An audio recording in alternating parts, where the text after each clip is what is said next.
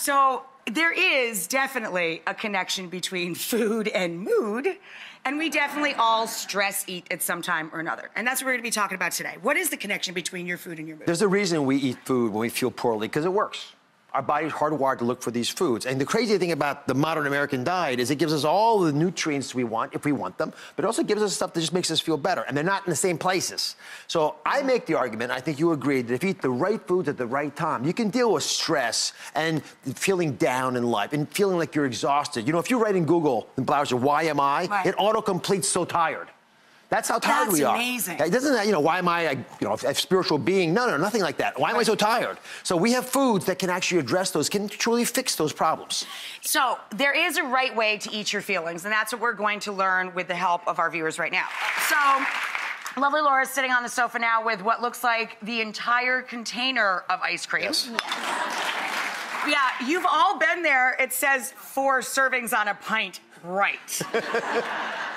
So give us your story. So I was 18 years old and I was in a relationship with someone who I thought was the one, but he ended up ghosting me. And then in order to distract myself, I was binge eating a lot of ice cream, a lot of carbs, pasta, all that good, delicious, sugary carbs. Okay, so 18 is way too young. Good for you. Ghosting, yes. That means he broke up with you? Is it that? You know what? You dodged a bullet. Yep. Yeah, right? Wasn't the right guy for you. Dodged a bullet. Look at you. Get up here. Come on. How beautiful she is. Thank you. I was getting makeup next to you upstairs. I was a little embarrassed. They left her and came to me. Like a whole swarm came to take care of me. And you were already done. Thank you so much. So let's talk about this a little bit. So obviously sugar works. We talked about that a second ago. Simple carbohydrate. But does this actually deal with the heartache that you have?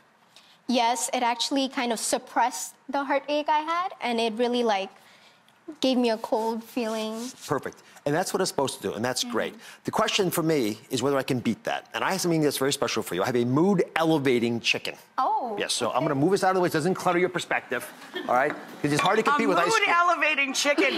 This is a woman who just broke up. Okay. You want her to feel that way. Okay. So the thing about the brain is it's designed to be able to cope with adversity, like the loss of a loved one.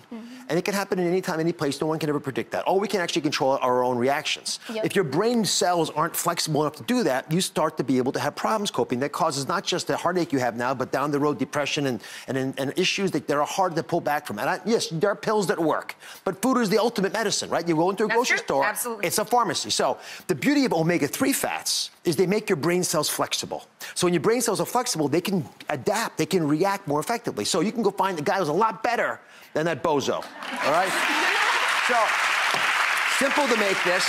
Now, omega-3s are in fish oils, and walnuts have them. I happen to love flax seeds. But I'm just gonna tell you something. You can't have the original flax seed in its little hull. You actually have to grind it up a little bit. So I have flax seed, this, panko breadcrumbs, whole grain, right?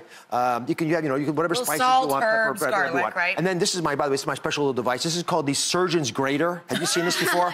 No. This is Rachel's. Yeah. Rachel, you guys here, you grate. Yeah. A little lemon zest. Little lemon zest and garlic. And this is an egg with a little bit of water as a wash. So you take the chicken, right? Simple as can be. This is therapeutic in itself. You put it in the wash, and as soon as Rachel's done, throw it in with the egg. Pretend that's mixed up. He goes in here. A little bit of, yeah, thank you. A little salt and herbs. Sure. And then you lay it over here. You already pre-sprayed this pan. Put it in there. Put it with a little bit of olive oil spray. Right. And then, 20 minutes later, you got this. Through the magic of television. You have this. We have this. All right. So give that a taste. Have a chicken finger. And should she be eating high protein versus sugar and carbs and all that? Does that do anything for your mood? It doesn't help your mood. The problem with high protein diets and low carb diets is you actually aren't a very pleasant person to be around. She becomes cranky girl who doesn't get any dates. Right. But the nice thing about a high protein meal is you lose weight. So you're proud of yourself at the end of the day. It doesn't make you feel good in the moment. So when we tell people who are heartbroken, and by the way, a broken heart literally can kill people. And older folks, you see that one. I can't tell you how many times I've operated on a wife, and then the husband is right next to her because he got sick when she got sick. That's right. So this is an important coping tool. So eat the right foods to cope. Then when you're not in a bad spot, then you eat the high protein, lower carbs. What do you think? This is amazing. I love it. Did you hear that, Rachel? Amazing. Amazing, and she loves it. 2 for 2. The mood elevating chicken wings. Take your chicken. Oh. Take your chicken, little chicken. Go that way.